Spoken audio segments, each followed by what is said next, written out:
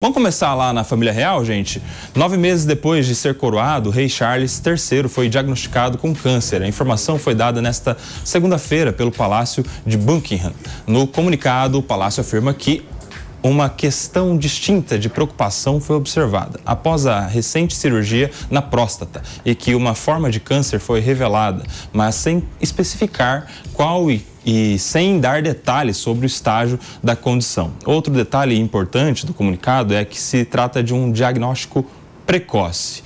Meus amigos, pouco tempo depois de assumir, o rei já está numa situação de saúde debilitada, há uma preocupação muito grande, a família, inclusive, boa parte da família já está indo lá ao palácio se encontrar com o rei Charles e a pergunta que fica é quão transparente tem sido o palácio nas informações para o público, né? Porque não se sabe qual é o tipo de câncer, há uma suspeita de que tem a ver com a questão da próstata que ele tinha tido recentemente, mas não há confirmação sobre isso, não se fala qual é o tratamento que ele está sendo submetido, se é quimioterapia, se é imunoterapia, se é radioterapia, enfim, poucas informações. O que se sabe é que ele não está bem de saúde, Maninho. Pois é, impressionante como a vida é curiosa, né? Parece que o roteiro do rei Charles, né, passou tantos anos aguardando a possibilidade de ocupar o trono, né? A sua mãe foi a rainha mais longeva, passou muitos e muitos anos gozando de uma boa saúde e aí, de repente, 9 meses apenas de reinado, ele já é diagnosticado com um problema de saúde que preocupa a todos que gostam da família real. É impressionante, né? Como parece que ele foi predestinado a não ocupar tanto espaço de protagonismo, né? Também durante o casamento dele com a Diana ocupou muito mais os holofotes do que ele mesmo, né? Então, é curioso, um rei da Inglaterra que parece ter nascido coadjuvante. Um plot twist, né? Ô, Pepe, essa geração da família real é interessante, tanto que vira seriados, a gente tem filmes, a gente tem uma família que é acompanhada como se fosse uma novela, né? A gente viu o caso da princesa Diana e que tem muitos detalhes aí com pessoas saindo, inclusive, da família, como é o caso de um dos príncipes que se casou, abdicou da família real. É realmente um caso de filme mesmo, né? A família real inglesa é uma família real que todo mundo acompanha, não é? Tem uma importância cultural para a Inglaterra e para o mundo, né, em geral, que todo mundo fica acompanhando e causa sempre o frisson. Agora, o que causa um pouco estranheza, não é que é a primeira vez que você vê uma doença diagnosticada na família real que é divulgada ao público, né? É bom lembrar, por exemplo, que a rainha Elizabeth, apesar de ser longeva, ao que tudo indica, ela tinha câncer na medula óssea, né, que foi deixado escondido do público em geral, né? O seu pai, o príncipe George, né, também foi diagnosticado com câncer no pulmão, que também é uma questão que foi escondida. Então, o rei Charles III, né, ao divulgar que foi diagnosticado com câncer, ele foge um pouco do script da família real de esconder ao público em geral as doenças. Então, é uma transparência que você não via comumente. E como a família real, de certa forma, causa o frisson mundial, não é? As pessoas já estão pensando na cena do próximo capítulo. Como bem Mano disse aqui, né, o rei Charles ficou esperando décadas, né, para ser coroado rei e agora foi diagnosticado com doença, não é?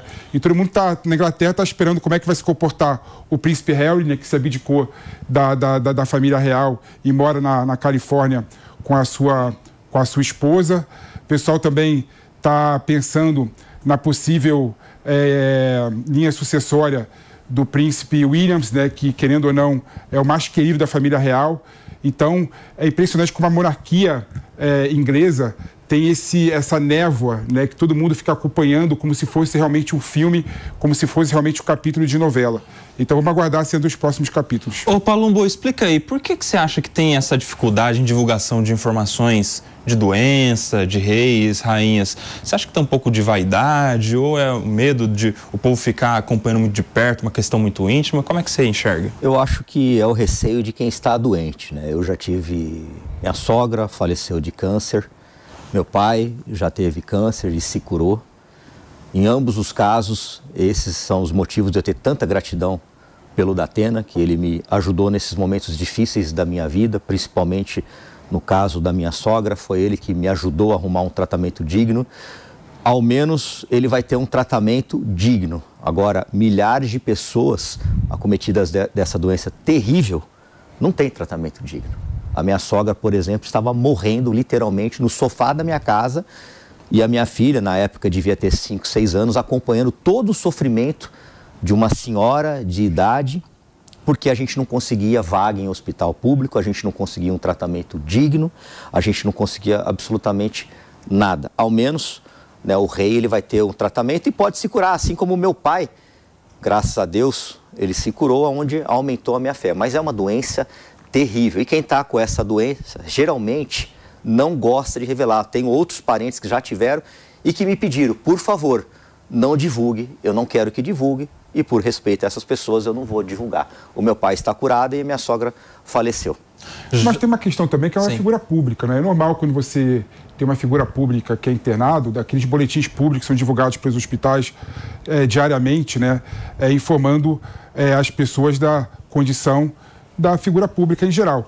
E tem um ponto interessante, o rei Charles, ele falou que divulgou a informação pela primeira vez sobre o câncer porque ele queria mostrar para as pessoas no mundo todo que o câncer é uma realidade e é uma questão que as pessoas têm que se preocupar. Então, achei que, nesse ponto específico, foi uma medida acertada do rei Charles, tirando essa falta de transparência da família real. E, hoje em dia, cada vez mais jovens estão com essa doença. E de alguma maneira humaniza também a majestade, né? Olha, uma pessoa como qualquer outra, ninguém está livre de uma doença. Já com a gente por aqui, Júlia Luci, direto de Brasília. Seja bem-vinda, Júlia. Eu quero já te perguntar, Ju, se de alguma maneira isso não pode ajudar as pessoas a procurarem fazer seus exames, porque a informação do rei Charles, por exemplo, é de que ele descobriu isso precocemente. A gente viu, inclusive, alguns outros artistas abrindo mão da sua privacidade, revelando problemas de saúde, como, por exemplo, a filha do Thiago Leifert, né? E ele lançou uma campanha de olhos nos olhinhos justamente para incentivar cada vez mais com que as pessoas descubram de maneira mais rápida qualquer tipo de doença, porque aí a chance de reversão, de cura é muito maior, né, Júlia? De alguma maneira isso serve para conscientizar as pessoas. Júlia Luci.